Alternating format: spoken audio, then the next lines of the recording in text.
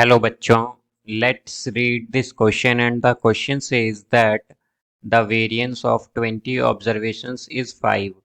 If each observation is multiplied by 2, find the new variance of the resulting observations. तो आइए अब इस question को यहाँ पर हम सॉल्व कर लेते हैं। इस क्वेश्चन में हमसे कहा गया है कि हमारे पास जो वेरिएंस है 20 ऑब्जर्वेशंस का वो 5 है और अगर हर एक ऑब्जर्वेशन को मल्टीप्लाई किया जाए 2 से तो हमें बताना है कि न्यू वेरिएंस जो है रिजल्टिंग ऑब्जर्वेशंस का वो क्या होगा। तो यहाँ पर हम की कॉन्सेप्ट यूज़ करेंगे दैट वेरिएंस और sigma square of a x I plus b is equal to sigma square x i into a square. तो यहाँ से अगर हम देखें तो हमारे पास क्या आएगा।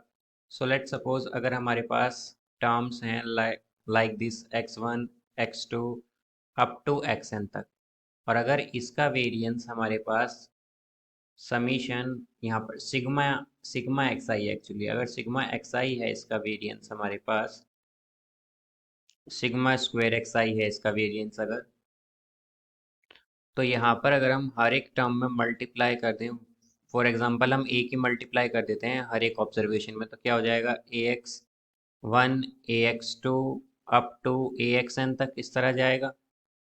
तो यहाँ से अगर हम इस फॉर्मूले के अकॉर्डिंग देखें तो हमने क्या किया था, हमारे पास यहाँ पर sigma square A x I plus B क्या आया था, A square into sigma square x आई।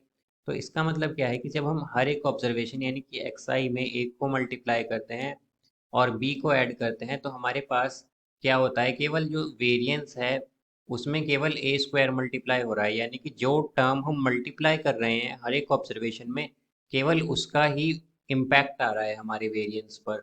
जो हम टर्म ऐड कर रहे हैं उसका कोई इम्पैक्ट नहीं है। इसे हम बोलते हैं कि variance is independent of change in scale, change in origin, actually change in origin. तो ऑरिजिन का मतलब क्या है यहाँ पर कि अगर हम हर एक ऑब्जर्वेशन में कोई भी टर्म ऐड या सब्ट्रैक्ट करें तो उसे हम बोलते हैं चेंज इन ऑरिजिन। तो यहाँ पर वेरिएंस जो है ये इंडिपेंडेंट होता है चेंज इन ऑरिजिन से, बट डिपेंड करता है चेंज इन स्केल पर। तो यहाँ से अगर हम देखें तो इस चेंज इन स्केल का क्या मतलब है कि अगर हम हर एक ऑब्जर्वेशन में कुछ कोई टर्म मल्टीप्लाई और डिवाइड कर देते हैं तो उसे हम बोलते हैं चेंज इन स्केल। तो यहाँ पर जब हम चेंज इन स्केल करते हैं तो अगर लेट सपोज हमने ए मल्टीप्लाई किया हर एक ऑब्जर्वेशन में तो ए स्क्वायर जो है हमारा वो रिजल्टिंग वेरिएंस में मल्टीप्लाई हो जाएगा। तो इसी तरह हमारे पास यहाँ पर क्या आ जाएगा, ये आएगा ए square sigma square x I. तो यहाँ से अगर हम देखें तो हमें क्या गिवन है कि पहले हमारे पास वेरिएंस जो है यानी कि सिग्मा स्क्वायर ऑफ एक्स आई जो है वो है यहाँ पर 5, और हमने जब मल्टीप्लाई किया हर एक टर्म में 2 को तो हमें बताना है कि हमारे पास क्या होगा यहाँ पर न्यू वेरिएंस, यानी कि सिग्मा स्क्वायर ऑफ 2xi हमें बताना है कि क्या होगा। तो हम की कॉन्सेप्ट के अकॉर्डिंग क्या कह सकते हैं कि यहाँ पर 4 मल्टीप्लाई हो जाएगा सिग्मा स्क्वायर एक्स आई में। तो सिग्मा स्क्वायर एक्स आई क्या है हमारे पास, ये है 5। तो यहाँ से सिग्मा स्क्वायर ऑफ 2xi जो है ये आएगा 4 इंटू 5 यानी कि 20।